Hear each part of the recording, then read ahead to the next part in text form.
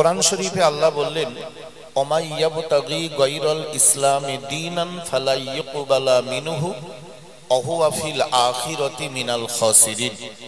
হে নবী, তুমি মানুষদেরকে বলো, ইসলামের নিয়ম কানুন ব্যতি রেখে যত ভালো কাজই তোমরা করো না কেন, ফালা ইউকবালা মিনহু, সেটা আল্লাহর কাছে কবুল হবে না। ওয়া হুয়া ফিল আখিরাতি মিনাল খাসিরিন, কিয়ামতের দিন তোমার ওই কৃত কর্ম অর্থাৎ তোমার ওই ভালো কাজ মনে করে আমল করাটা বেকার বলে গণ্য হবে। তার কারণ তুমি শরীয়তের নিয়ম মেনে করোনি। বিশ্বনেতা বিশ্বনবী সরকারে দো আলম নবী পাক সাল্লাল্লাহু আলাইহি ওয়াসাল্লাম কোরআনুল করিম দিয়ে তাই মানব জাতিকে বলেছিলেন, হে দুনিয়ার মানুষ, মনে রাখো আমি রাসূলুল্লাহ হাবিবুল্লাহ, আল্লাহ পাক আল্লাহ তাআলা আমাকে একটা কোরআন দিয়েছেন।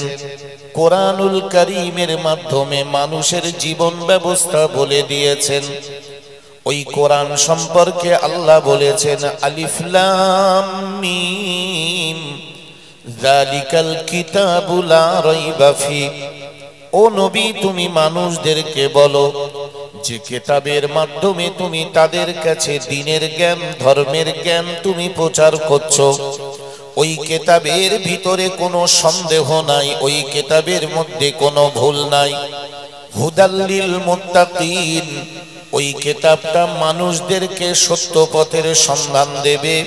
ওই মানুষগুলো যারা আল্লাহ সুবহানাহু ওয়া তাআলাকে ভয় করে, যারা আল্লাহর ভয় অন্তরে স্থাপন করতে পেরেছে, অবশ্যই এই কোরআন পাক তাদেরকে সত্য পথের সন্ধান দেবে।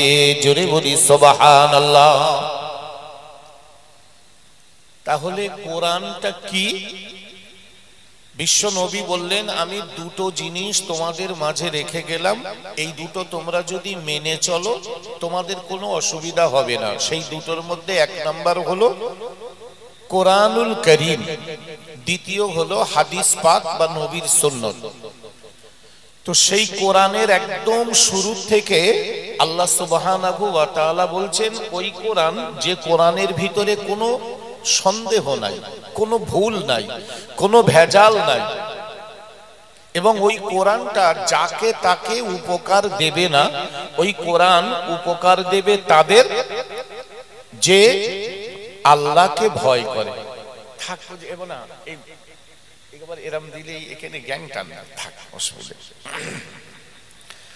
ওই কোরআন উপকার দেবে তাদের যারা সত্যিকারের কোরআন থেকে ফায়দা নিতে চায়, তাদেরকে আল্লাহওয়ালা হতে হবে, তা না হলে কোরআন উপকার দেবে না। ধরে নেন উদাহরণস্বরূপ, একটা হিন্দু ভাই, একটা অমুসলিম ভাই, কি খ্রিস্টান কি শিখ যেই হোক না কেন, সে যদি মনে করে আমি কোরআন থেকে উপকার নেব, হবে না, পাবে না। সেটাও কোরআন বলে দিলেন, কোরআনের উপকার নিতে গেলে আগে তাকে আল্লাহওয়ালা হতে হবে, অর্থাৎ আল্লাহর উপরে দৃঢ় বিশ্বাস রাখতে হবে, তারপরে কোরআন তাকে উপকার দেবে। এই আল্লাহওয়ালা কারা, কিভাবে হওয়া যাবে, তার ব্যাখ্যা এবারে আল্লাহ বলে দিলেন, আল্লাযীনা ইউমিনুনা বিল গায়বি ওয়া ইউকিমুনাস সালাতা ওয়া মিম্মা রাযাকনাহুম ইনফিকুন। আল্লাহওয়ালা যদি হতে চাও, এক নাম্বার তোমাদের কাজ হলো আল্লাযীনা ইউমিনুনা বিল গায়বি, ওই মানুষগুলো আল্লাহওয়ালা যারা আল্লাহকে না দেখে বিশ্বাস করে নিয়েছে, আল্লাহর জাত সম্পর্কে নিজের ভিতরে এমন করে দৃঢ় বিশ্বাস স্থাপন করেছে, আল্লাহ পাক আল্লাহ তাআলাকে দেখা নয় বরং না দেখেই সে বিশ্বাস স্থাপন করেছে। এক নাম্বার শর্ত আল্লাহওয়ালা হওয়ার জন্য, এক নাম্বার শর্ত হলো আল্লাহকে না দেখেই বিশ্বাস স্থাপন করতে হবে। নবীজি যখন এই কথাগুলো মক্কার মানুষদেরকে বলেছিল, তারা বলেছিল আমরা আল্লাহকে না দেখে তো বিশ্বাস করব না, আমাদের দেখাতে হবে। তখন আল্লাহ নবী বললেন, দেখো সব জিনিস দেখা যায় না, আমাদের এই চোখ দিয়ে আমরা সব জিনিস দেখতে পাইনি, কিন্তু আমরা বুঝতে পারি যে আছে। যেমন হাওয়া, ভাই হাওয়া চোখে দেখা যায়, এই যে হাওয়াটা হচ্ছে আমরা চোখে দেখতে পাচ্ছি, কিন্তু হাওয়ায় এই কাপড়টা নড়ছে, ফুল নড়ছে, হাওয়া আমার গায়ে এসে লাগছে, বুঝতে পারছি, এইটাকে দেখে অনুভব করা যাচ্ছে। কিন্তু হাওয়া সাদা না কালো, লম্বা না চওড়া, বেটে না মোটা, এসব বোঝা যাচ্ছে। হাওয়া হচ্ছে এবং বিরাট শক্তিশালী। এই হাওয়া যখন দমকা হাওয়া হয়, সাইক্লোন হয়ে যায়, ঘর বাড়ি গাছপালা ভেঙে তছনছ করে দিতে পারে, এত শক্তিশালী হাওয়া। কিন্তু হাওয়া দেখা যায় না। কি দেখে বুঝতে হয়? একটা গাছের পাতা নড়ছে, একটা মানে গাছ নড়ছে, একটা কিছু নড়ানড়ি করছে, তখন আমরা বুঝি যে হাওয়া হচ্ছে। আল্লাহ পাক আল্লাহ তাআলা স্পষ্ট করে বলে দিলেন, হে নবী তুমি মানুষদেরকে বলে দাও, তুমি মানুষদেরকে শুনিয়ে দাও, যারা আল্লাহ ওয়ালা হবে তাদের এক নাম্বার পরিচয় হবে তারা আল্লাহকে না দেখেই বিশ্বাস করবে। আল্লাযীনা ইউমিনুনা বিল গায়বি, তারা আল্লাহকে দেখিনি, দেখে না, না দেখেই আল্লাহ যে আছেন, আল্লাহ যে বিরাজমান, এতে তাদের কোনো সন্দেহ নাই। 2 নাম্বার আল্লাহ ওয়ালা লোকের পরিচয়, ওয়ায়ুকিমুনাস সালাতা, তারা নামাজ কায়েম করবে। আল্লাহ পাক যে নামাজের কথা বলেছেন, সেই নামাজ তারা কায়েম করবে, নামাজের পাবন্দি হবে। 2 নাম্বার পরিচয় তারা নামাজি হবে। 3 নাম্বার পরিচয় আল্লাহ ওয়ালা মানুষের সম্পর্কে, ওমিম্মা রাযাকনাহুম ইনফিকুন, ওই মানুষগুলোর উপার্জিত অর্থ, তারা যে অর্থগুলো উপার্জন করে, এই উপার্জিত অর্থগুলো তারা কিছু কিছু আল্লাহর রাস্তায় খরচ করবে। যেমন আপনারা অর্থ দিয়ে, সম্পদ দিয়ে এই মসজিদ তৈরি করেছেন, এটা তো দায়িত্ব। আপনার পাড়ায়, আপনার এলাকায় মসজিদ, মাদ্রাসা, এগুলো আপনার, তার পিছনে পয়সা দিতে হবে। আল্লাহ বললেন, কারণ আপনি আল্লাহকে ভয় করেন, আল্লাহকে না দেখে বিশ্বাস করেন, এটা আপনার আল্লাহওয়ালার পরিচয়। ওমিম্মা রাযাকনাহুম ইনফিকুন, তাদের উপার্জিত মাল থেকে তারা আল্লাহর রাস্তায়, আল্লাহর ঘর, নবীর ঘর, এই আল্লাহর রাস্তায় ফি সাবিলিল্লাহ তারা খরচ করবে। এটা আল্লাহওয়ালা মানুষের পরিচয়। এখন কেউ যদি দান করব না বলে, ভাই এই মানুষটার আল্লাহওয়ালার পরিচয় পাওয়া গেল না। যিনি আল্লাহ, কম বেশি হবে, কেউ 100 দেবে, কেউ 1000 দেবে, কেউ 1 লাখ দেবে, যার যেমন ক্ষমতা, তবে দান করে। যারা আল্লাহওয়ালা মানুষ তারা অবশ্যই দান করে। তো আল্লাহ পাক আল্লাহ তাআলা কোরআনের দ্বারা বুঝালেন যে আল্লাহওয়ালা কারা। আমরা বলি ওই লোকটা খুব আল্লাহওয়ালা, কিন্তু আল্লাহওয়ালা সত্যিকারের তার সংজ্ঞা কি? কোরআন প্রথমে 3টে কথা বললেন। 1 নাম্বার হলো আল্লাহওয়ালা তিনি, যিনি আল্লাহকে না দেখে বিশ্বাস করেছে। 2 নাম্বার নামাজ পড়েছে। 3 নাম্বার তার হালাল উপার্জন থেকে আল্লাহর রাস্তায় পয়সা খরচ করেছে। 4 নাম্বার আল্লাযীনা ইউমিনুনা বিমা উনজিলা ইলাইকা, 4 নম্বরে বলা হলো ওই মানুষগুলো আল্লাহওয়ালা যারা তাওরাতের উপরে ঈমান এনেছে, বিশ্বাস করেছে, ইনজিল কিতাবের উপরে বিশ্বাস করেছে, নবী দাউদের উপরে যে জাবুর কিতাব এসেছিল সেই কিতাবের উপরে বিশ্বাস স্থাপন করেছে। এই মানুষগুলো 4 নাম্বার পরিচয় আল্লাহওয়ালার, যে তারা আগের নবীদের উপরে যে কিতাব এসেছিল সেই কিতাবের উপরে বিশ্বাস স্থাপন করেছে। 5 নাম্বার নবী মুহাম্মদ সাল্লাল্লাহু আলাইহি ওয়াসাল্লামের উপরে যে কিতাব এসেছে অর্থাৎ কোরআনুল কারীম, এই কোরআন শরীফের উপরে বিশ্বাস স্থাপন করেছে। 6 নাম্বার আমি এমন করে বললেন অবিল আখিরাতি হুম ইউকিনুন, ওই মানুষগুলো পরকালের উপরে বিশ্বাস স্থাপন করবে।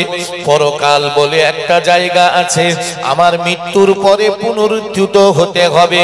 পুনরায় আমার মৃত্যুর পরে আল্লাহ পাক হিসাবের জন্য জাগ্রত করবেন, তুলবেন, জিজ্ঞাসা করবেন। এই কথার উপরে বিশ্বাস স্থাপন করবে। এই 6টা গুণ যে মানুষটার ভিতরে থাকবে, যে বান্দার ভিতরে এই 6টা গুণ থাকবে, আল্লাহ পাক বললেন উলাইকা আলা হুদাম মির রাব্বিহিম, এই মানুষগুলো হলো হেদায়েত প্রাপ্ত। ওয়া উলাইকা হুমুল মুফলিহুন, এরাই হলো সফল কাম। জোরে বলি সুবহানাল্লাহ। এই 6টা গুণ যার ভিতরে থাকবে, আল্লাহ বললেন উলাইকা আলা হুদাম মির রাব্বিহিম, এরাই তো প্রকৃত সত্য পথের উপরে রয়েছে, সঠিক পথের উপরে রয়েছে। উলাইকা হুমুল মুফলিহুন, এবং এরা হলো সফল কাম, এহ জগতে পর জগতে। তারা দুনিয়ায় ও শান্তি পাবে আর পরকালেও পাবে শান্তি। এই দেখেন চতুর্দিকে মানুষের ভিতরে যেন একটা অশান্তি বিরাজ করছে। কেউ বা টাকা পয়সার পেরেশানিতে ভুগছে, কেউ বা রোগ শোকে ভুগছে, কেউ বা রাজনৈতিক ভাবে নিষ্পেষিত নিপীড়িত হয়ে ভুগছে, কেউ বা মানসিক ভাবে তার শান্তি নেই, টাকা আছে, অনেক সম্পদ আছে, ঘর বাড়ি আছে, কিন্তু মনের মানসিক ভাবে সে বিপর্যস্ত। আর আল্লাহ বললেন এই 6টা গুণ যাদের ভিতরে থাকবে, এরা না মানসিক কষ্ট পাবে, না দৈহিক কষ্ট পাবে, না আর্থিক কষ্ট হবে দুনিয়ায়, এবং পরকালেও এরা আল্লাহর কাছে নাজাত পাবে, এরা জান্নাতে চলে যাবে। কোন 6টা গুণ? আবারও মনে রাখুন ভাই, কোরআন শরীফ একদম আলিফ লাম মিম থেকে। আসলে দুঃখ তো ওই জায়গায় যে আমরা বলি মুসলমান, কিন্তু আমরা কেউ কোরআন পড়ি ভাই। এখন বাংলায় প্রচুর কোরআনের মানে বেরিয়েছে, তারপরে এই সব ফোনগুলো যে হয়েছে, এই ফোনেও এখন এমন হয়েছে, আপনি যদি মনে করেন আমি বাংলায় তরজমা কোরআন শরীফ নেব, একদম 30 পারা কোরআন শরীফ বাংলা মানে উচ্চারণ সহ আপনার ফোনে সব দিয়ে দেবে। কিন্তু আমরা চেষ্টা করিনি, কোরআন শরীফ পড়িনি।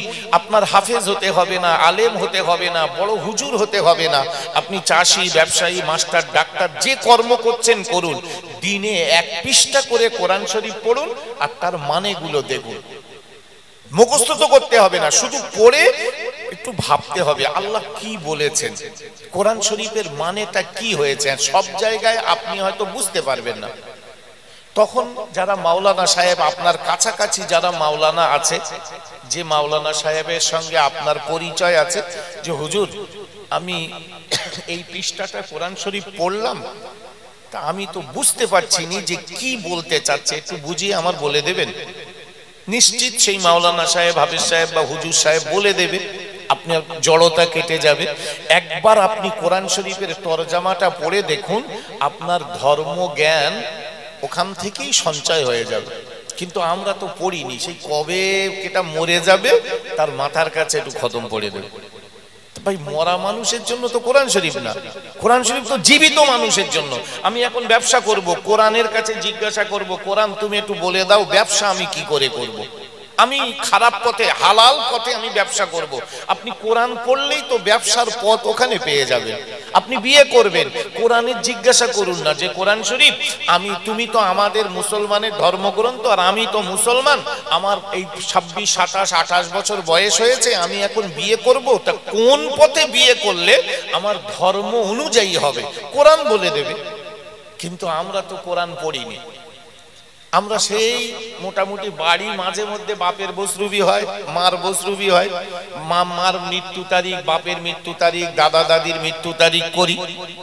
কার্তিক মাসের 16 তারিখ, অগ্রহায়ণ মাসের 12 তারিখ, আশ্বিন মাসের 19 তারিখ, ভাদ্র মাসের 16 তারিখ, এরকম একটা ডেট থাকে।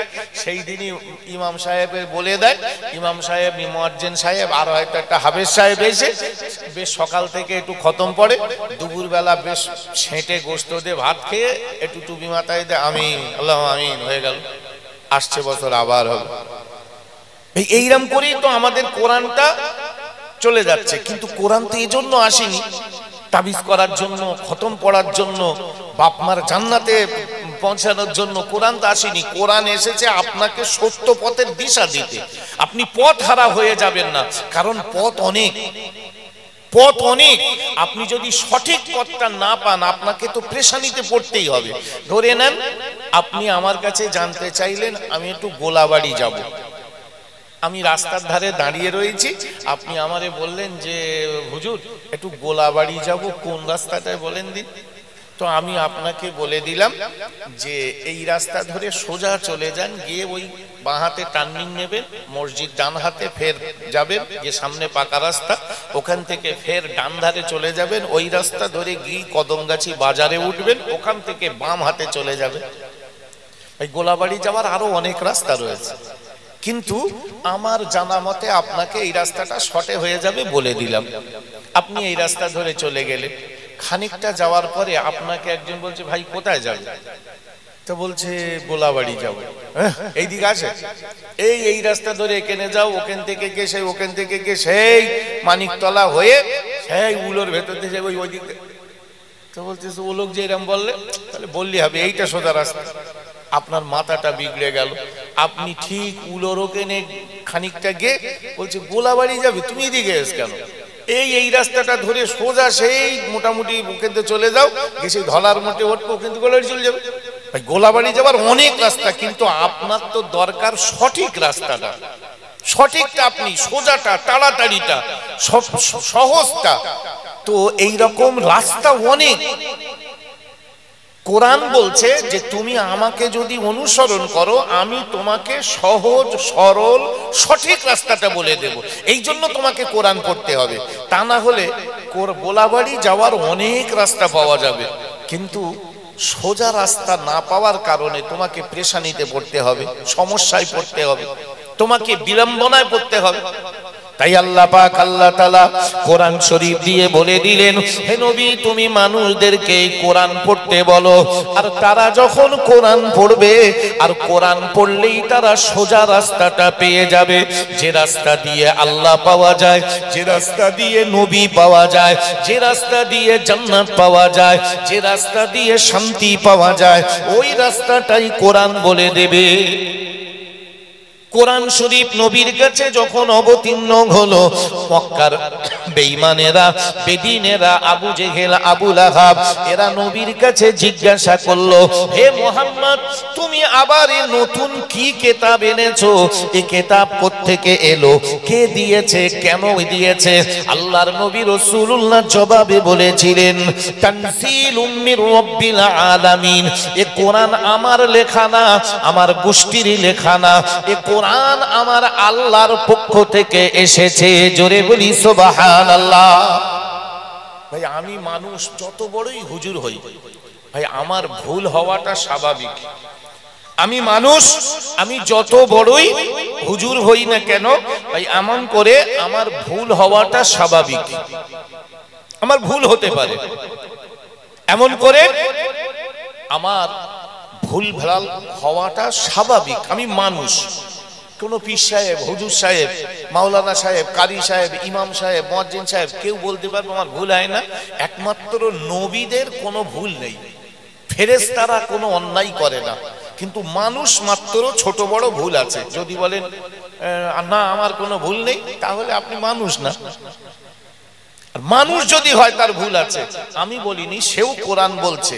কোরআন শরীফে একটা ছোট্ট সূরা আছে, সূরাটার নাম হলো সূরাতুল আসর। ওয়াল আসর ইন্নাল ইনসানা লাফি খুসর ইল্লাল্লাযীনা আমানু ওয়া আমিলুস সলিহাত ওয়া তাওয়াসাউ বিল হাক্কি ওয়া তাওয়াসাউ বিস সবর। এই সূরাটার মানে পড়লে আপনি বুঝতে পারবেন।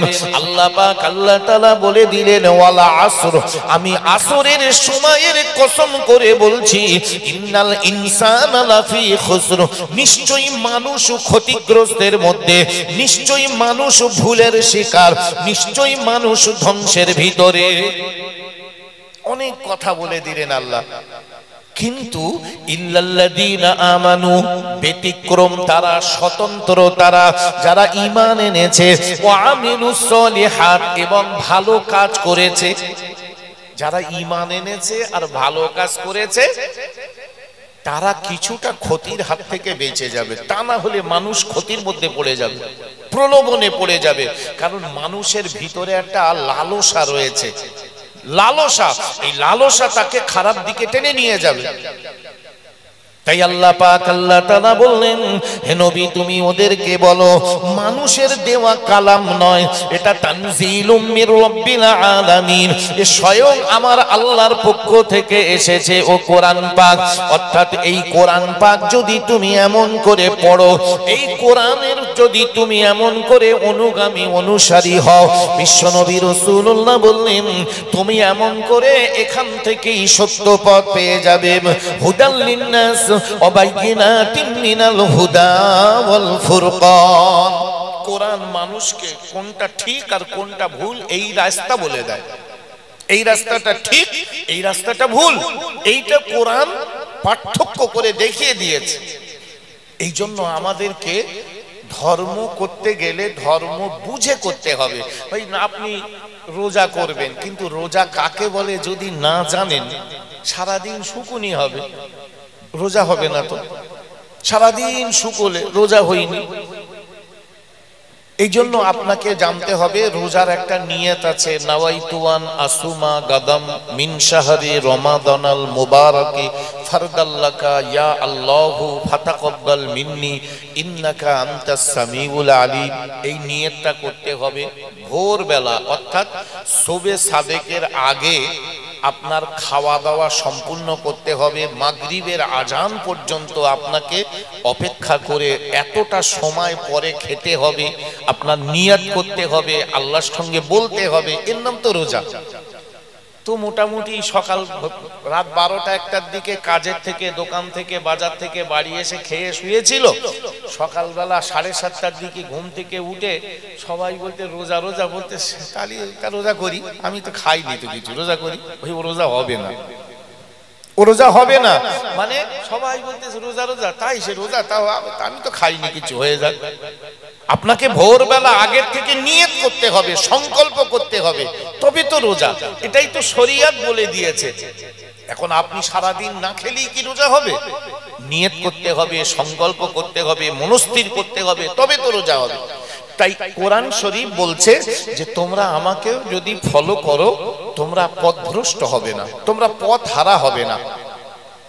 আল্লাহ পাক বলে দিলেন, হে নবী এবারে বলে দাও যারা ভালো এদের পথ বলে দেওয়া হলো, মুত্তাকিদের পরিচয় বলা হলো, যারা খারাপ তাদের পরিচয় বলা হচ্ছে ইন্নাল্লাযীনা কাফারু, যারা এইগুলোকে অস্বীকার করে, আল্লাহ মানে না, নামাজ পড়ে না, ভালো পথে ব্যয় করে না, কোরআন মানে না, তাওরাত জবুর ইনজিল মানে না, আখিরাত মানে না, এদেরকে বলা হচ্ছে কাফের। কাফের। তাই আল্লাহ বললেন ইন্নাল্লাযীনা কাফারু, যারা কাফের হয়ে গিয়েছে, যারা অস্বীকারী হয়ে গিয়েছে, সাওয়াউন আলাইহিম আনযারতাহুম, হে নবী তাদের কাছে কোরআন দিয়ে যতই তুমি ভয় দেখাও, যতই তুমি ওয়াজ করো, ফাহুম লা ইউমিনুন, ওরা কিন্তু ঈমান আনবে না, ওরা ঈমান আনবে না। যদু তুমি ভয় দেখাও ওদের কাছে কোরআন দিয়ে, ওরা ঈমান আনবে না, কারণ ওরা তো মুত্তাকি না, ওরা তো মুত্তাকি না, ওরা ভয় করবে না। কেন জানো? খতামাল্লাহু আলা কুলুবিহিম ওয়া আলা সামঈহিম ওয়া আলা আবসারিহিম গিশাওয়া, পাপ করে করে, এমন করে গুনার কাজ করে করে ওদের অন্তরের উপরে একটা পর্দা পড়ে গিয়েছে, ওদের কানে একটা পর্দা পড়েছে, ওদের চোখেও পর্দা পড়ে গিয়েছে, ওরা ভালো জিনিস দেখেও দেখে না, ভালো কথা শুনেও ওরা শোনে না। আল্লাহ বললেন ওয়ালাহুম আযাবুন আযীম, আমি আল্লাহ এই মানুষগুলোর জন্য রেখেছি ভয়ানক একটা শাস্তিদায়ক জায়গা। এটা হলো একটা মুমিনের কথা বলল, তারপরে কাফেরের কথা বলল। এইবারে আল্লাহ বলছে এর মাঝামাঝি একদল লোক আছে, তাদেরকে সোজা বাংলায় মারে পড়ে পানি ধরে ছাঁচে, যেদিকে পানি পড়ে ছাতি কাত করে। তার মানে যখন মুসলমান পাড়ায় থাকে মুসলমান মুসলমান ভাব, আর হিন্দু পাড়ায় গেলি হিন্দু হিন্দু ভাব, কাওরা পাড়ায় গেলি কাওরা কাওরা ভাব। ভাই এদেরকে বলা হয় দ্বিচারিতা স্বভাব। সেদিন একটা মিস্ত্রির নাম বলছে গোপাল, তা আমি মনে করি হিন্দু। ভাই গোপাল নাম মুসলমানের হয়, তা হিন্দু বলেছি। তা আমি এখন ওরা দুপুরবেলা কাজ বাজ করছে, খাওয়া দাওয়া করবে। তো বলি তাহলে এরা মোটামুটি এদেরকে ভাত দিয়েছে, মাছ রান্না হয়েছে, আলু বেগুন আলু রান্না হয়েছে, আরো যা যা রান্না হয়েছে। এখন ও হিন্দু বলে ওরে হোটেল থেকে ভাত এনে দিয়েছে। ও হিন্দু এসব হয়তো খাবে না, তা হোটেল থেকে ওরে ভাত তরকারি কিনে এনে দিয়েছে। তা ওইবারে মিস্ত্রিরা বলছে কি ব্যাপার, একসাথে চারজন, তা ওর আলাদা কেন? ওরা তো জানে না, মানে গোপাল বলেছে বলে এই কেসটা। বলছে আচ্ছা কি ব্যাপার বলো দিন, আমাদের তিনজন আর একরকম, ওর আলাদা কেন? তাহলে ওই হিন্দু বলে তাই ওরে আলাদা করে সব দেওয়া হয়েছে। তা বলছি সর্বনাশ করেছে। কেটা বলে হিন্দু? আমি তো বলতে গোপালটা। তা বলতে ও গোপাল ও মুসলমান গোপাল। তা আমি বলি কি সর্বনাশ বলো দিন। পরে পরে বলছি নাম কি? তা বলে আমিনুদ্দিন। আচ্ছা কি সুন্দর নাম, অথচ ডাক নামটা গোপাল। আচ্ছা কি করে বুঝবো যে ও মুসলমান? এমনিতেই তার দাড়ি নিয়ে গোপনি সব প্যান্ট শার্ট পরা, আর নামও তার গোপাল, ও যে মুসলমানটা আমি বুঝবো কি করে? এখন সে তো আবার অন্য কলেজে দিয়ে হবে। তো ও যে গোপাল, মুসলমান গোপাল, তা আমি জানিনি, বা জানাও তো স্বাভাবিক সহজ না। তা আমি বললাম আচ্ছা গোপাল নামটা তোমার রেখেছিল কেটা? তা বলে হুজুর সব জায়গায় কাজ করতে হয় তো ওই জন্যে গোপাল নাম রেখেছি, মানে গোপাল নামটাই হয়ে গেছে। তার মানে চিন্তা করেন, ওর মুসলমান মানে পরিচয় দিতে যার লজ্জা লাগে, আল্লাহ তারে মুসলমান বলবে তো? আমি একদিন দুপুরবেলা ঘুমাচ্ছি, তো এত ফোন করে, মানে আমার রাত জাগা থাকে, জোহরের নামাজ পড়ে আমি ফোন একদম মানে সুইচ অফ করিনি, সাইলেন্ট করে রেখে ঘুমিয়ে পড়ি, কারণ শুধু ফোন আসলে আমি ঘুমবো কখন আর ফোন ধরবো কখন। এবার আসরের নামাজ কালাম পড়ে ফোনটা দেখি, যেসব নাম্বারগুলো আমার চেনা জানা মানে সেভ করা আছে নাম, সেগুলো ব্যাক করি, আর দেখি যারা অনেকবার ফোন করেছে, তার মানে এই লোকটার আমার খুব দরকার, 3বার 4বার ফোন করেছে, সেইগুলো আবার ব্যাক করি। তো একদিন দেখলাম একটা নাম্বার থেকে প্রায় 6-7টা মিস কল, মানে কল করেছিল, আমার ফোন তো তখন সাইলেন্ট। তো আমি ঘুম থেকে উঠে আসরের নামাজ কালাম পড়ে একটু চা খেয়ে ওই নাম্বারে কল করে আমি বলছি আসসালামু আলাইকুম ওয়া রাহমাতুল্লাহ। তা ওয়ালাইকুম সালাম বলেছে এমন করে, আমি করলে কেন, বোবা না কি জিভ ছোট না কি, তা কি জানি। তা যাই হোক, বলে বলছে পরে বলছি। তা ভালো, তোর দরকার মিটে গেছে, আমার দরকার ছিল অনেকবার ফোন করেছিস, একটু জবাব দেওয়া, তা জবাব দিচ্ছি। তা পরে বলছি, পরে মাগরিবের পরে ফোন করে বলছে আসসালামু আলাইকুম ওয়া রাহমাতুল্লাহ, হুজুর ভালো আছেন? বাহ, তো বোবা না তো, ভালো তো। তা ভালো তাহলে ও তখন ওরম করলে কেন? তো আমি বলছি আচ্ছা কথা পরে হবে, তুমি কোত্থেকে বলছো? বলছে ভাঙড় ভুমরু। ভাঙড়, সেই ভাঙড়ের ওখানে ভুমরু বলে একটা জায়গা, ওখান থেকে ফোন করছে। তাই আমি বললাম কি জন্য? তাহলে হুজুর আপনার দাওয়াত করব তাই। তাই আমি বললাম দাওয়াত করবে, ফোন করেছো? তো আমি তখন দুপুরবেলা তুমি করেছো, আমি ঘুমাচ্ছিলাম, আসরের নামাজ পড়ে আমি আবার ঘুরিয়ে করলাম, তা তুমি ওরম গো গো করছিলে কেন? সালাম দিচ্ছি, তা তুমি কি ব্যাপার? তাহলে হুজুর বাসে ছিলাম তো ওই জন্যই বলি পরে দেবো। তাই আমি বলি বাসে সালাম দিলি কি অসুবিধে? তাহলে না, সব রকম লোক রয়েছে, তার মানে ওর ও যদি বলে ওয়ালাইকুম সালাম সবাই বুঝে যাবে মুসলমান, এই ভয়তে ও সালাম ওই গো গো গো করেছে। পরে গিয়ে কি সুন্দর সালাম দিলে, জানে তো ও তো মুসলমান, কিন্তু ওর পরিচয়টা ও চেপে দিতে চায় লোকের সামনে যে আমি মুসলমান, যেন ধরা না পড়ে। ভাই জল বললে কারোর কি ঈমান চলে যাবে? যাবে না। কিন্তু দেখবেন বেশি অংশ মুসলমান বাড়ি এমা পানি দে, পানি পানি করে মাথা খারাপ করবে, যে একটু মোটামুটি পীরগাছা পার হবে কাজীপাড়াতে, দাদা জল দিন তো, তার মানে আমি কিন্তু তোদের ধরে কেন? ওখানে বলবো আমি মুসলমান, আমি তো যা আমার মাথায় টুপি মুখি দাড়ি, বা আমি মুসলমান, আমি তো পানি বলি। হিন্দু ভাইরা জল বলে, তা জল বললি দোষ নেই কোনো, কিন্তু জল যদি বারাসাতে বলি তা বাড়ি বলিনি কেন? বাড়িও তুই জল বল, গোনা হবে না, কিচ্ছু হবে না। বাড়িও জল বললি তার গোনা হবে না, কারণ এটা যে জল বললি মুসলমান থেকে খারিজ হয়ে যাবে, জল বললি ঈমান চলে যাবে, জল বললি পাপ হবে, এরকম তো কোনো বিষয় নেই। বলা এটা ভাষা, বাংলা ভাষা। পানি উর্দু বা ফার্সি ভাষা, তাহলে তুমি মোটামুটি আমরা আমাদের অভ্যাস হয়ে গেছে আমরা পানি বলি, তো পানিটা যদি বলি তাহলে অসুবিধে কোথায়? কিন্তু আমরা বলিনি কেন জানেন তো? ও ধরে ফেলবে যে মুসলমান, ও ধরে ফেলবে, অথবা ঠাট্টা করবে, করুক না, করে কদিন করবে, কদিন করবে। আল্লাহ পাক এই ধরনের মানুষ যারা তার ধর্মটাকে চেপে দিতে চায় এবং সামনে একরকম পিছনে একরকম, সামনে একরকম পিছনে একরকম, ভাই এই মানুষগুলো সম্পর্কে আল্লাহ বললেন এরা দ্বিচারিতার স্বভাব। এরা কি? অমিনান নাসি মাইয়াকুলু আমান্না বিল্লাহ, এই মানুষগুলো মুখে বলে আমরা আল্লাহ বিশ্বাস করি, অবিল ইয়াউমিল আখিরি, আমরা পরকাল বিশ্বাস করি, ওমা হুম বিমুমিনিন, আসলে কিন্তু এরা খাঁটি ঈমানদার না। কারণ এরা আসলে ধোঁকাবাজ।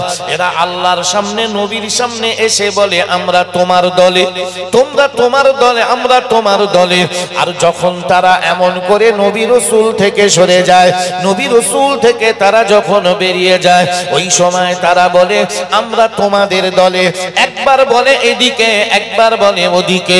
আমার আল্লাহ পাক আল্লাহ তাআলা ওই মানুষগুলো সম্পর্কে বললেন ওমা ইয়াখদাউনা ইল্লা আনফুসাহুম ওমা ইয়াশউরুন, না না এ নবী তুমি ওদেরকে বলে দাও ওরা কাউকে ধোঁকা দিতে পারে না, বরং নিজেরা নিজেদের আত্মাকে ধোঁকা দেয়। কারণ ফি কুলুবিহিম মারাদুন, এদের এই অন্তরের ভিতরে একটা বিরাট রোগ রয়েছে। কিসের রোগ?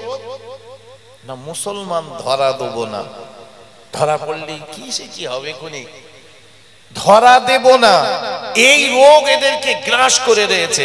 আল্লাহ বলেন তুই যখন ধরা দিবিনি, ফাযাদাহুমুল্লাহু মারাদা, আমি আল্লাহ তোর ওই রোগটাকে বাড়িয়ে দেব। আর তোরকে আমি বলে দেই ওয়ালাহুম আযাবুন আলীমুম বিমা কানু ইয়াকযিবুন, এর কারণে কঠিন কিয়ামতের দিনে হাসরের মাঠে মুসিবতের সময় তোকে চরম একটা অপদস্থ করে আমি আল্লাহ ওই জানা চেনা জাহান্নামে ঢুকিয়ে দেব। মালিজ জালিমিনা মিন হামিমিউ ওয়ালা শাফিঈয়ুত, কোন মদদগার, কোন সুপারিশকারী ওই ময়দানে মাহশারে তুই খুঁজে পাবি না। আমার আল্লাহ পাক আল্লাহ তাআলা বলেন বান্দারে মনে রেখে দাও আমি তোমার এমন আল্লাহ, আমার সাথে তুমি যদি চালাকি করো আমি আল্লাহও কিন্তু তোমার সঙ্গে চালাকি করব। আল্লাহু ইস্তাহজিউ বিহিম ওয়া ইয়ামুদ্দুহুম ফি তুগয়ানিহিম ইয়ামাহুন, আমার আল্লাহ বলেন তুমি যদি আমার সঙ্গে ঠাট্টা করো, বিদ্রুপ করো, আমি আল্লাহ কিয়ামতে তোমার সঙ্গে বিদ্রুপ করব, সেদিন কেউ তোমাকে বাঁচাতে পারবে না।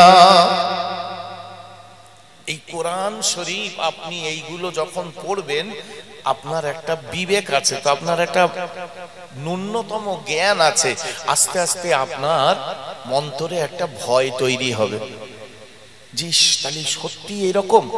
আর এই ভয়টা যখন তৈরি হবে ধীরে ধীরে আপনি আল্লাহর দিকে আপনি চলে আসবেন। এই জন্য কোরআন পড়তে হবে আর কোরআন শুনতে হবে। আল্লাহ কোরআন শরীফে আবার বললেন ইয়া আইয়ুহাল্লাযীনা আমানু, ওই ঈমানওয়ালা যারা ঈমান এনেছো, আল্লাহকে বিশ্বাস করো, তোমাদেরকে আমি বলছি ইযা যুকিরাল্লাহু ওয়াজিলাত কুলুবুহুম, তাদের কাছে যখন আল্লাহর কথা বলা হয়, কোরআনের কথা, নবীর কথা, রাসূলের কথা, দ্বীনের কথা বলা হয়, ওয়াজিলাত কুলুবুহুম, তাদের অন্তরগুলো আল্লাহর দিকে ঝুঁকে যায়, আল্লাহমুখ হয়ে যায়। ওয়া ইযা তুলিয়াত আলাইহিম আয়াতুহু, আর তাদের কাছে কোরআনের আয়াতগুলো যখন পড়া হয়, শোনানো হয়, ফাযাদাতুহু ঈমানা, ওই মানুষগুলোর ঈমান তখন এমন করে শক্ত হয়, মজবুত হয়। যদি বলি সুবহানাল্লাহ। এই জন্য কোরআন পড়লেও লাভ, কোরআন শুনলেও লাভ।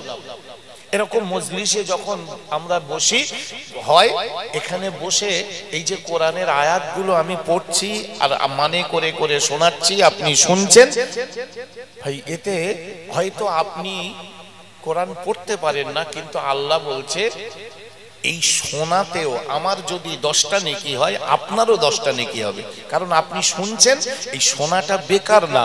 এই জন্য এই ধরনের জলসা জুলুসে বসলে কোনো লস নেই, কোনো লস নেই। কারণ আপনি বসে থাকলেও এই যে কানে কোরআন যাচ্ছে, আমি পড়ার কারণে জবান দিয়ে আমার যদি 10টা নেকি হয়, তাহলে আপনি বসে বসে শুনছেন মানে আপনারও কিন্তু 10টা নেকি হবে। আল্লাহ পাক কোরআন শরীফে আবারও বললেন, ফাইদা কুরিয়াল কুরআন ফাসতামিউ লাহু ওয়া আনসিতু লাআল্লাকুম তুরহামুন। ও দুনিয়ার মানুষ, যেখানে কোরআন পড়া হয় তোমরা চুপ করে থাকো আর কোরআনটা শোনো। লাআল্লাকুম তুরহামুন, তোমাদের দুজনের উপরেই, যিনি পড়ছেন যিনি শুনছেন, দুজনের উপরেই আল্লাহর রহমত বর্ষণ হবে, কেউ তার থেকে মাহরুম হবে না, বাদ যাবে না।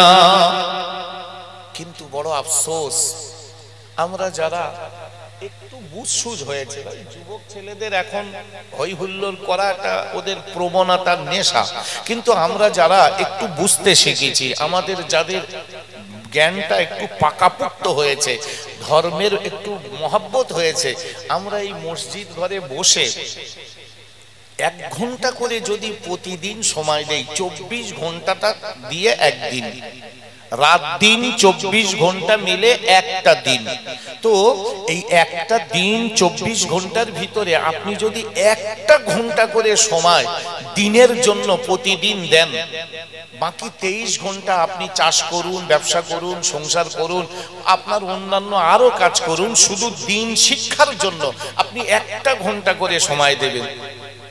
ইমাম সাহেবকে বলুন যে ইমাম সাহেব, আমরা তো আর মাদ্রাসায় পড়ে হুজুর হতে পারিনি তোমাদের মতো, তো এশার নামাজ পড়ে একটু কাজ কাম করি, বিভিন্ন কেউ চাষ করে, কেউ কলকারখানায়, কেউ সুতোর মিস্ত্রি, কেউ রাজমিস্ত্রি, তো এশার নামাজ পড়ে আমাদের একটা নামাজ শিক্ষা নিয়ে নিয়ম করে একদম গোড়া থেকে প্রথমে পাক না পাক শুরু হবে, তারপরে ওযু, তারপরে নামাজের নিয়ত, তারপরে এমন করে নামাজের সুন্নত, তারপরে নামাজের ওয়াজিব, এইরকম করে প্রতিদিন আমাদের একটু বলেন।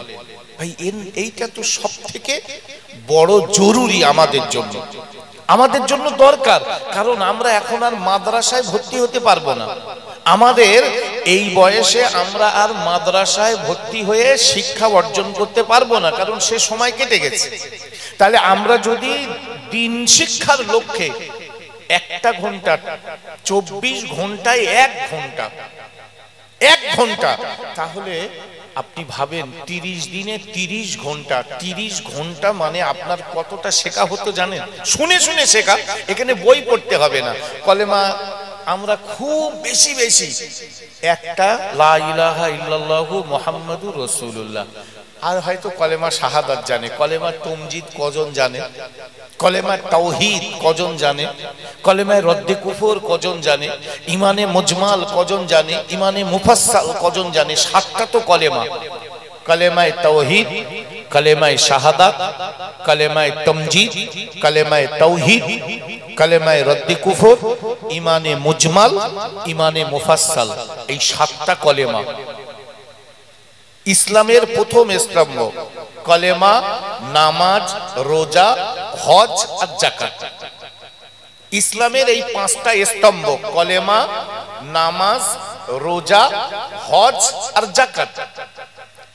স্তম্ভ মানে ধরে নেন এই মসজিদ ঘরটা 16টা পিলারের উপরে কি 12টা কি 9টা পিলারের উপরে রয়েছে, ওই পিলারগুলোর কি স্তম্ভ, ওইগুলো না থাকলে ভাই এই ছাদটা দাঁড় করানো যাবে না, এটাকে বলা হয় স্তম্ভ। তো ইসলামটাকে দাঁড় করানো হয়েছে এই 5টা জিনিস দিয়ে, কলেমা, নামাজ, রোজা, হজ আর যাকাত। তো এই কলেমাটা কজন জানে? আপনি এইগুলো এই 4টা ছেড়ে দেন, এই কলেমাটা তো আপনার শিখতে হবে। আপনি যদি বলেন আমি মোল সাহেব না, যারা মোল সাহেব তারা শিখুক, ভাই এরকম কোনো বিধান নেই যে শুধু মোল সাহেবরা শিখবে, শুধু হাফেজ সাহেবরা শিখবে, আপনাকেও জানতে হবে। তো আপনার ভুল যেটা হওয়ার হয়ে গেছে, এখন জানার জন্য এত সুন্দর মসজিদ করেছে, লক্ষ লক্ষ টাকা খরচ করে। আপনার ধরে নেন এসার পরে সব মানুষ কম বেশি একটু ফ্রি হয়, কিন্তু আমরা ঘন্টার পর ঘন্টা দোকানে বসে আড্ডা মারতে রাজি। মসজিদে যদি ইমাম সাহেব বলে একটু এসার পরে বসেন, দিনের কথা একটু বলি, ও বাবা বলবে এ মনে হয় তবলিগ হয়ে গেছে, এ মনে হয় সে অমুক হয়েছে তমুক, মানে অন্যান্য দোষ দিয়ে চেপে দেওয়ার চেষ্টা করবে, অথচ বসবে না। ভাই এটা তো আমাদের দায়িত্ব রয়েছে যে আপনি বসে শেখাশেখি করবেন। একটা টাইম, সারা দিন রাতের ভিতরে একটা টাইম আপনাকে শিখতে হবে।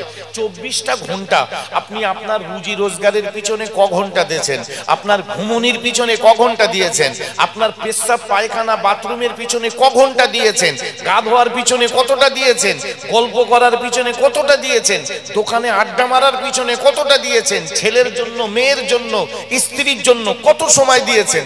আর ধর্মের জন্য একটা ঘন্টা সময় দিতে আপনার বেরোয় না?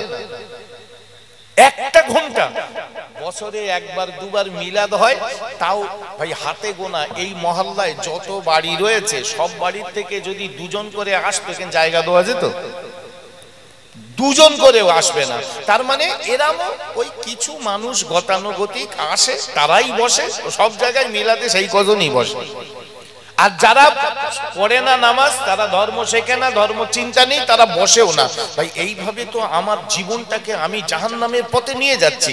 এবারে আমি মরে যাব আর হুজুর দিয়ে কলমাখানি করে একদম পুরো জান্নাতের দরজা পার করে দিয়ে হুজুর বাড়ি যাবে। এ পাগলের প্রলাপ ছাড়া আর কিচ্ছু না, হবে না বাপ।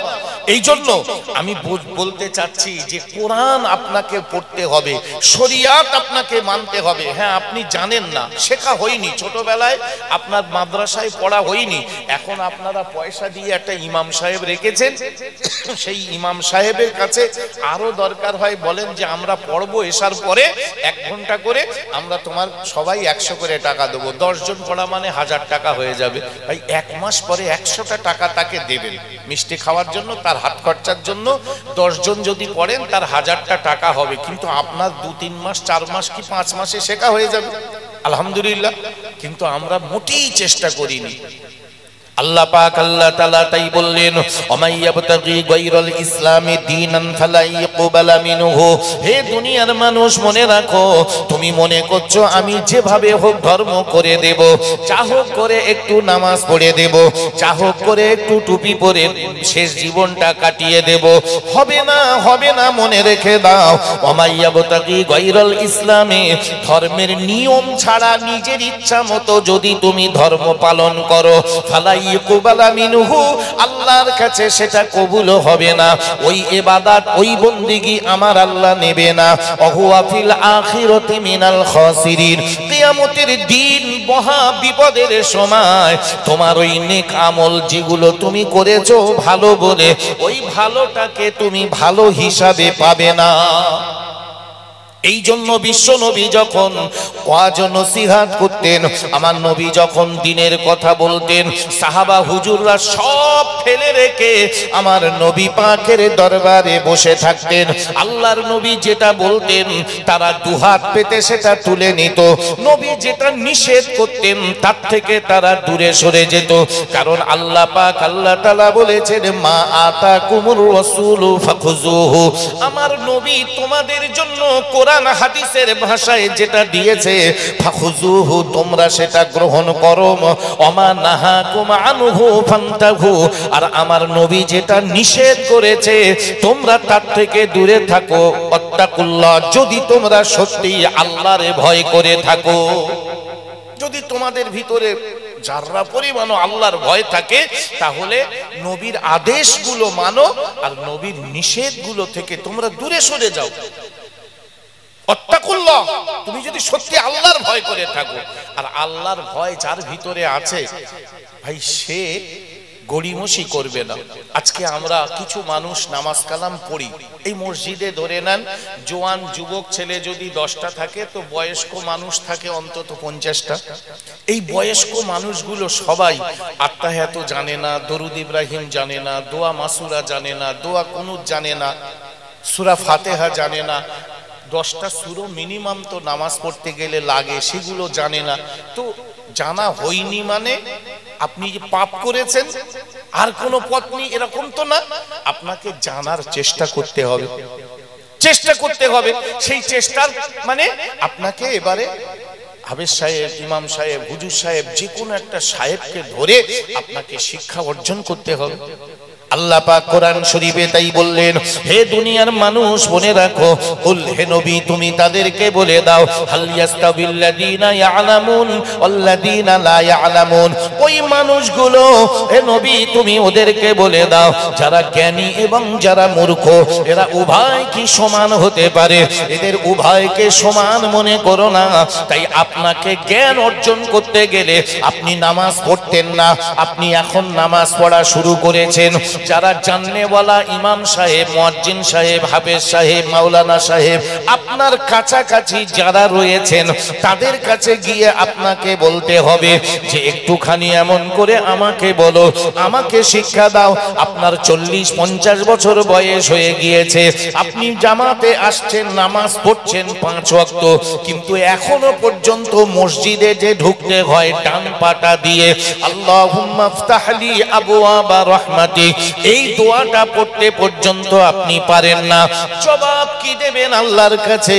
কঠিন কিয়ামতের দিন আমার আল্লাহ পাক আল্লাহ তাআলা যখন আপনার কাছে কৈফিয়ত চাবেন, আপনি যদি বারবার এড়িয়ে যান আল্লাহ কিন্তু আপনাকে ছাড়বে না। জবাব আপনাকে দিতে হবে যে কেন তুমি সূরা ফাতিহা শিখোনি? আল্লাহ আমি নামাজ পড়েছি। তা নামাজ কি দিয়ে পড়েছো? এই নামাজ পড়তে গেলে তো সূরা ফাতিহা লাগে। বিশ্ব নবী বললেন লা সালাতা ইল্লা ফি ফাতিহাতিল কিতাব, সূরা ফাতিহা ছাড়া নামাজ হয় না।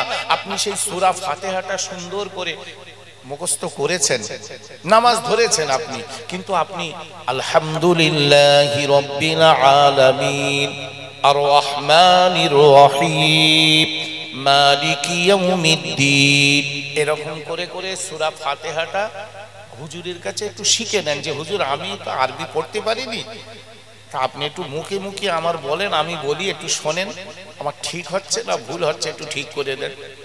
ওরে বাবা ভাই, আমার তো কই সহজে 2-1 বয়স্ক লোক জিজ্ঞেস করে আর বাকি এমন ভাব দেখায় ওটা আমার তো বড় হুজুর ঘাটাঘাট পড়েতে চলে যাচ্ছে, জিজ্ঞেস করো কিচ্ছু জানে না।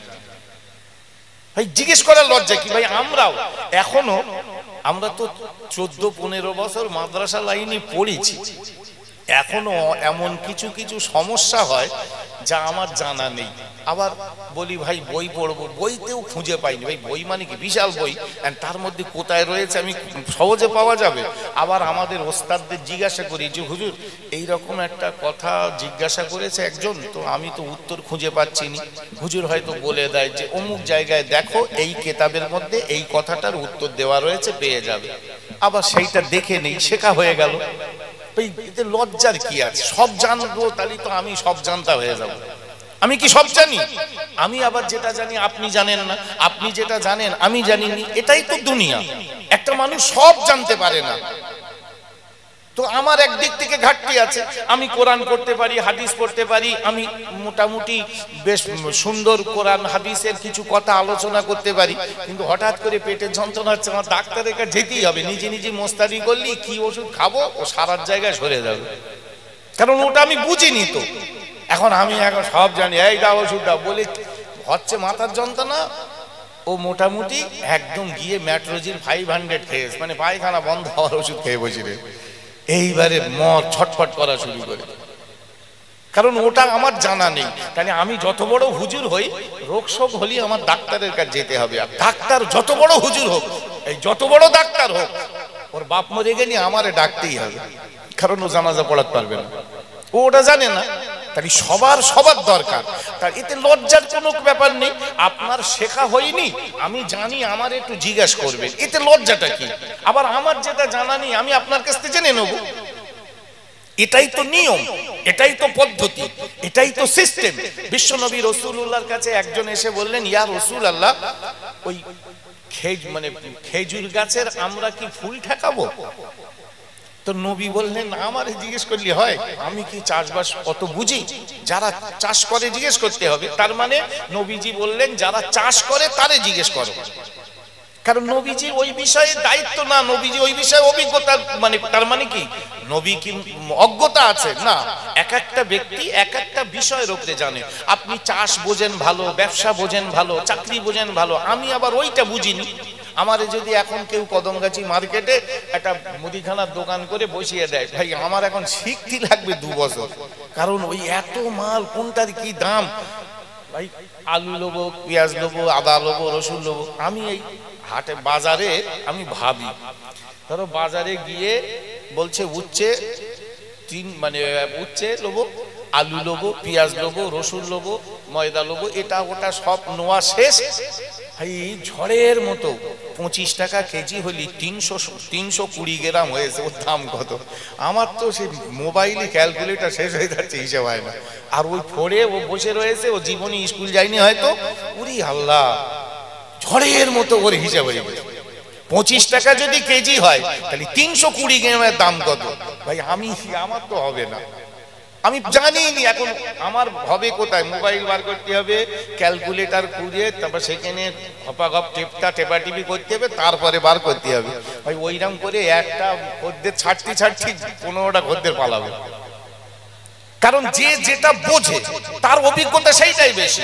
তো আমি বুঝিনি, আপনার কাছে আমি শেয়ার করব, আপনি যেটা বোঝেন আমাকে শেয়ার করবেন। এইভাবেই তো আমাদের এই দুনিয়াটাকে গড়ে তুলতে হবে। তো কিছু মানুষ যেন এমন ভাব দেখায়, নামাজ ধরেছেন আপনি 42 বছরে, আমি ভাই সেই ছোট্ট থেকে নামাজ পড়ি, তাহলে আমি যত তাড়াতাড়ি সূরা ফাতিহা পড়বো আপনি পারবেন আমার সাথে? পারবেন না, এটা বাস্তব। তাহলে আবার আপনি দেখা যাচ্ছে যে বিষয়টা বোঝেন আমি ওইটা বুঝিনি। এই জন্য আল্লাহ পাক আল্লাহ তাআলা বলেন, হে নবী তুমি মানুষদেরকে বলে দাও, মানুষদেরকে শুনিয়ে দাও, যে যে বিষয়ে জানে না ফাসআলু তোমরা জিজ্ঞাসা করো আহলা যিকরে জাননেওয়ালা ব্যক্তিদের, যে বিষয়ে তুমি জানো না যারা জাননেওয়ালা ব্যক্তি তার কাছে জিজ্ঞাসা করো। নবী পাক বলে দিলেন, হে আমার উম্মতেরা ও আল্লাহর বান্দারা, যে বিষয়ে তোমাদের জ্ঞান নেই, যে বিষয়ে তোমাদের জানা নেই, ওই বিষয়ের উপরে তোমাদের জিজ্ঞাসা করতে হবে। ফাসআলু তোমরা জিজ্ঞাসা করো আহলা যিকরি, যারা জাননেওয়ালা তাদেরকে জিজ্ঞাসা করো। যেটা তুমি জানো না জাননেওয়ালাকে জিজ্ঞাসা করো। আজকে বড় আফসোস লাগে, আমরা অধিকাংশ মানুষ মসজিদে আসছি, বয়স্ক আধা বয়স্ক হয়তো সবে নামাজ ধরেছে, কিন্তু তাদেরকে দ্বীনি শিক্ষার ব্যাপারে আমাদের সচেতন করা দায়িত্ব, তারও দায়িত্ব শিক্ষা নেওয়া। বিশ্বনবী রাসূলুল্লাহ হাবিবুল্লাহ সাল্লাল্লাহু আলাইহি ওয়াসাল্লাম নবী আমার মসজিদে নববীতে সাহাবাদেরকে নিয়ে এইভাবে প্রত্যেক দিন আল্লাহর নবী দাওয়াত দিতেন। আল্লাহর নবী তাদেরকে বারবার দাওয়াত দিতেন। সেই দাওয়াত দিতে দিতে আল্লাহর নবীর সাহাবাদের ভিতরে হযরতে সিদ্দিক আকবর রাদিয়াল্লাহু তাআলা আনহু 35 বছর বয়সে তিনি এমন করে ইসলাম কবুল করেছিলেন। হযরতে ওমরে ফারুক রাদিয়াল্লাহু তাআলা আনহু 25 বছর বয়সে ইসলাম কবুল করেছিলেন। হযরতে আলী কাররামুল্লাহু ওয়াজহু 8 বছর বয়সে ইসলাম কবুল করেছিলেন। আমার নবীর কাছে বসে বসে তারা শুনে শুনে এমন শেখা শিখে গেল। আল্লাহর নবী রাসূলুল্লাহর 4 জন বিশিষ্ট সাহাবা হয়ে গেল। এই 4 জন আবু বকর, ওমর, উসমান এবং আলী। আপনি কোন কিতাবে দেখাতে পারবেন না আবু বকর ওই মাদ্রাসা, ওই স্কুল, ওই মিশন, ওই এমন করে ইউনিভার্সিটিতে পড়েছে। না না, আবু বকরের দ্বীনি শিক্ষা আমার নবীর কাছে, ওমরের দ্বীনি শিক্ষা আমার নবীর কাছে। ওমর, আবু বকর, উসমান এবং আলী জলিলুল কদর সাহাবা, যাদের এত বড় বড় আল্লাহর নবী আখ্যায়িত করেছেন, তারা শিক্ষা অর্জন করেছেন আমার নবীর সোহবতে থেকে। কত বয়সে? আবু বকর 35 বছর বয়সে ইসলাম কবুল করেছে। তাহলে আজকে আপনি 35 বছর বয়সে আপনার বিবেক হয়েছে, আপনার খেয়াল হচ্ছে যে না আমি ভুল করে ফেলেছি। তাহলে 35 বছর বয়সে এসে আপনি যদি একটু শিক্ষা অর্জন করতে চান, ভাই এতে তো আপনার অসুবিধা নেই, লজ্জারও কিছু হওয়ার কথা না, চিন্তার কোনো কারণ নেই।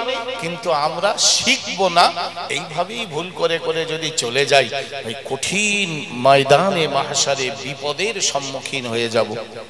একটু দরুদ শরীফ পড়ি। আল্লাহুম্মা সাল্লি আলা।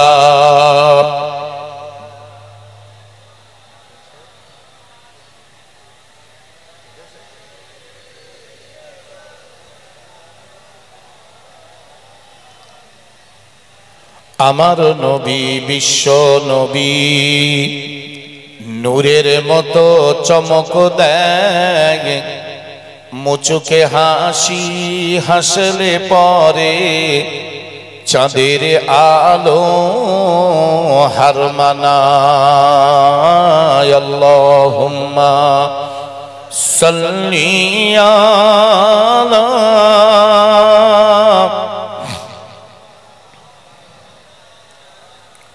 ওয়ালা আলি সাইয়্যিদিনা।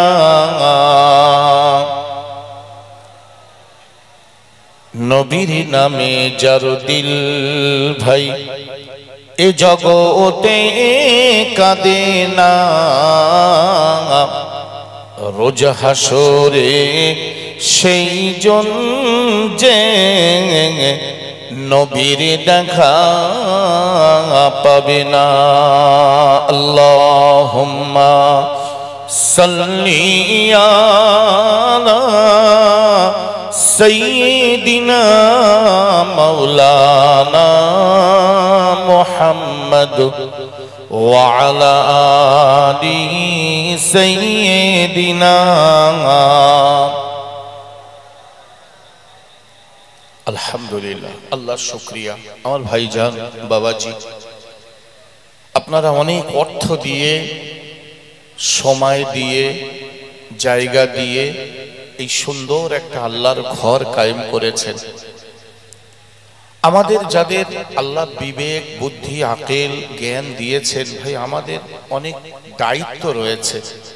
সেই দায়িত্ব বলতে আমাদের উত্তরাধিকারী অর্থাৎ আমাদের সন্তানাদি, তাদেরকে ভাই বোঝাতে হবে, দ্বীনের পথে আহ্বান করতে হবে, তাদের দ্বীনের পথে আমাদের যাতে আসে তার জন্য চেষ্টা চরিত্র চালাতে হবে। না হলে ভাই একটা সময় আসবে আমাদের সন্তানগুলো সব বেহুদা হয়ে যাবে, বেয়াকুব হয়ে যাবে। আজকে এই জলসা উপলক্ষ করে যদি আমাদের অল্প আড্ডা হলেও একটু জ্ঞান আমরা সঞ্চয় করতে পারি, এই দিন যদি একটু শিখতে পারি, এটাই হবে আমাদের অবশ্যই কিয়ামতের দিন যেমন নাজাতের ওসিলা, ঠিক তদ্রূপ ভাবে আমাদের অবশ্যই মনে রাখতে হবে দুনিয়ায় ও ধর্মচারণের জন্য একটা সহজ পন্থা। আমাদের সন্তান আদিদেরকে আমরা দাওয়াত দেই দ্বীনের পথে, কোনটা ভালো কোনটা মন্দ, কোনটা ঠিক কোনটা বেঠিক, কোনটা হারাম কোনটা হালাল, এগুলো আমাদের নৈতিক দায়িত্ব।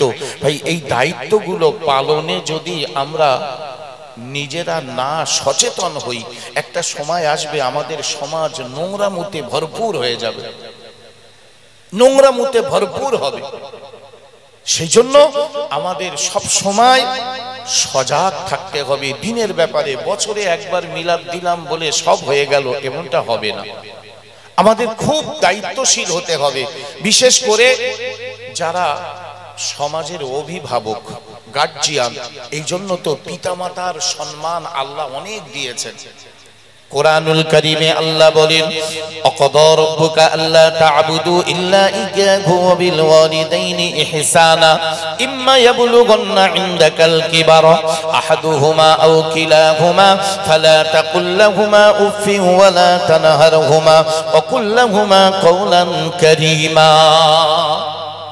আল্লাহ পাক আল্লাহ তাআলা বলেন, হে দুনিয়ার মানুষ, আমি তোমাদেরকে বলছি, আমি আল্লাহ আমার ইবাদতের পরে তোমরা তোমাদের বাপ মার খিদমত করো, তোমরা তোমাদের বাপ মার খিদমত করো।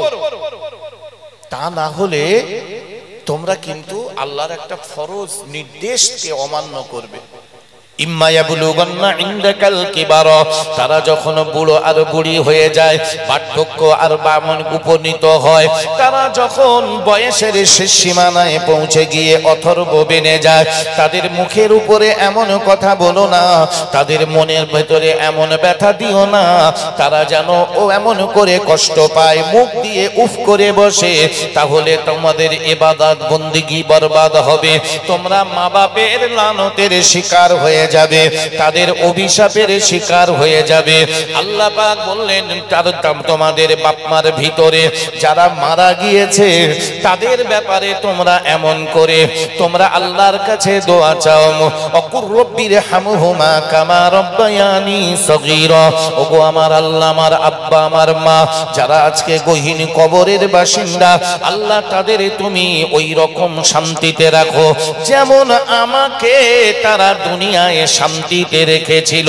আল্লাহ পাক আল্লাহ তাআলা তাই এমন করে বাপ মার মর্যাদা বৃদ্ধি করেছেন। সেই বাপ মাকে আল্লাহ বলেছেন এমন করে, ও দুনিয়ার মানুষ শোনো, আল মালু ওয়াল বানুনা জিনাতুল হায়াতিদ দুনিয়া, সন্তান এবং সম্পদ এ দুটো হলো দুনিয়ার সৌন্দর্য। এই দুটোকে সঠিকভাবে পরিচালনা যিনি করতে পারেন তিনি তো এহ জগৎ পরজগতে কামিয়াবি পান। আর যারা এই দুটোকে সঠিক পরিচালনা করতে পারে না তারা এমন করে লাঞ্ছিত অপমানিত হয়। তাই কোরআন শরীফে অপর জায়গায় আল্লাহ বললেন, ইন্নামা আমওয়ালুকুম ওয়া আওলাদুকুম ফিতনা, সন্তান আর সম্পদ এই দুটো হলো ফিতনা, মানে তোমাদের অশান্তির কারণ। একদিকে সন্তান আর সম্পদ এটা দুনিয়ার সৌন্দর্য আনন্দ, অপর দিকে বলা হলো এই সন্তান আর সম্পদ এটাই কিন্তু তোমার বিপদের কারণ, তোমার বিপদের কারণ, মুসিবতের কারণ। তাহলে মনে রাখতে হবে অবশ্যই কঠিন ময়দানে মাহশারে আল্লাহ পাক আল্লাহ তাআলা যদি আমাদেরকে নাজাত দিতে চায় তাহলে আমাদের তার একটা বাহানা ওসিলা তো ধরতে হবে। বিশ্ব নেতা বিশ্ব নবী সরকারে দো আলম নবী আকরাম সাল্লাল্লাহু আলাইহি ওয়াসাল্লাম বলেন, ও দুনিয়ার মানুষ মনে রাখো, একটা বাপ একটা মায়ের অনেক মর্যাদা দিয়েছে, একটা বাপ এবং একটা মাকে আল্লাহ অনেক সম্মানিত করেছে। বাপ মা যদি তাদের দায়িত্ব না পালন না করে অবশ্যই কিয়ামতের দিন তাকে কিন্তু জবাব দিতে হবে। তাই কোরআন হাদিস শরীফে নবী বললেন, মুরু আওলাদুকুম বিসসালাতি ওয়া হুম সাবঈনা সিনিন, বাপ মা হিসাবে দায়িত্ব তোমাদের সন্তানদেরকে তোমরা নামাজের তালিম দেবে, তোমরা তাদেরকে ওই সময়ে নামাজ পড়তে বলবে যখন তাদের বয়স 7 বছর হয়েছে। আবার সন্তানদেরকে আল্লাহ পাক বললেন বাপ মাকে খেদমত করবে। অর্থাৎ আমরা যদি এগুলোর উপরে চিন্তা ফিকির না করি তাহলে একটা সময় এসে যাবে আমি নামাজ পড়ব, আমার ছেলে হবে তাশখোর, আমি মসজিদে যাব, আমি টুপিওয়ালা, আমার ছেলে জুয়াখোর, আমি হজ করব ওমরা করব, অথচ আমার ছেলে বন্ধনের লোনখোর, আমি মসজিদে সামনের কাতারে নামাজ পড়ব, অথচ আমার ছেলে এমন করে তাড়িখোর হচ্ছে। তাই বাপ ওমরায় গেছে, বিশাল খানা পিনা করে দে, বাপ তখন ওমরায়, সন্ধ্যেবেলা মাগরিবের আজান হচ্ছে, সেই বাপের ছেলে মসজিদের পাশে চার দোকানে হঠাৎ হঠাৎ করে তাসে বাড়ি দিচ্ছে, আর বাপ কাবা শরীফ তওয়াফ করছে। হবে কারণ তুমি তোমার সন্তানদেরকে সঠিকভাবে দ্বীনের শিক্ষা দিতে পারোনি। ভাই সব থেকে বড় শিক্ষক তো বাপ মা, বাপ মা তো সব থেকে বড় শিক্ষক। সেই জায়গাটা তো আমরা ভুলে যাচ্ছি। আমরা কিছু মানুষ নামাজ কালাম পড়ছি, আমরা কিছু মানুষ দ্বীনের পথে এসেছি, কিন্তু আফসোস আমরা কিন্তু ভুলে যাচ্ছি আমার সন্তানগুলোর দায়িত্ব রয়েছে আমাদের। আমার মেয়েটা বড় হচ্ছে, তার পর্দা পুশিদার ব্যাপারে তাকে বলতে আমরা ভুলে যাচ্ছি। এই জন্য বেহায়া বেলাপ্পনা একটা জীবন তৈরি হচ্ছে। বাপ নামাজি, মা নামাজি, অথচ তাদের সন্তানগুলো এত নোংরা, ভাবতেও অবাক লাগে। তারা বেহায়া বেলাপ্পনা জীবন যাপন করছে। এর একটাই কারণ, আমরা দ্বীনি পরিবেশ তৈরি করতে পারছি না। ভাই আমাদের এগুলো লক্ষ্য করতে হবে, এগুলো আমাদের অনেক দায়িত্ব।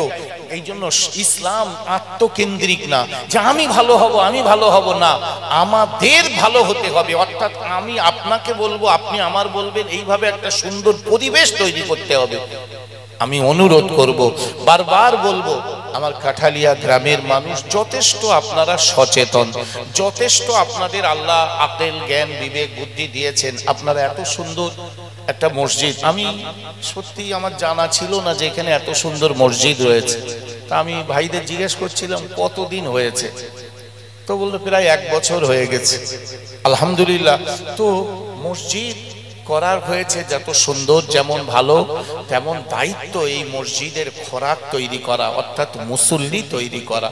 মুসল্লি শুধু বিল্ডিং তৈরি করা নয়, বরং মুসল্লি তৈরি করতে হবে, দ্বীনি পরিবেশ তৈরি করতে হবে, দ্বীনি একদম মাহল তৈরি করে নিতে হবে। তাহলে আমরা অবশ্যই আমরা ইহকালেও পাবো শান্তি আর পরকালেও পাবো নাজাত। আর একবার দরুদ শরীফ পড়ি, আল্লাহুম্মা।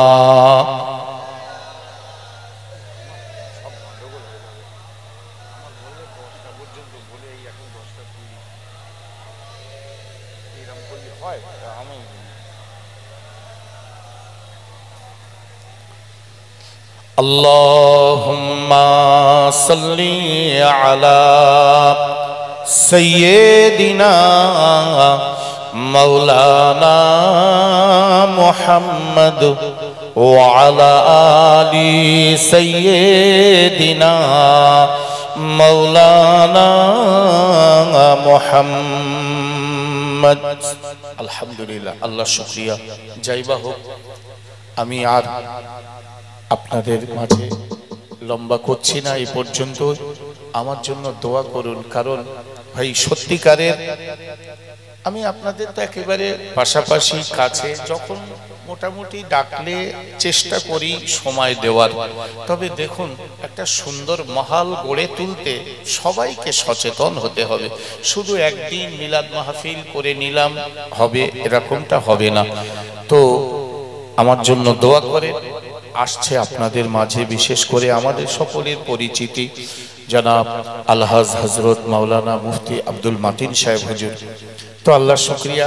আমি ভাইদের বলেছিলাম, বলি আমার 10টায় ছাড়তে হবে, সেই দেগঙ্গা ওখানে আমার 10:30টায় টাইম ছিল, তো এখানে 10:20 হয়ে গেছে। তো আল্লাহর কাছে হুজুর আসছেন এক্ষুনি, বলছে মাওলানা সাহেব দুটো কথা বলুক, আমার জন্য দোয়া করেন, আমিও আপনাদের জন্য দোয়া করি। আল্লাহ যেন আমাদের ইহকালে শান্তি এবং পরকালে নাজাত দেন। সকলে বলি আমিন। আসসালামু আলাইকুম ওয়া রাহমাতুল্লাহি ওয়া বারাকাতুহু।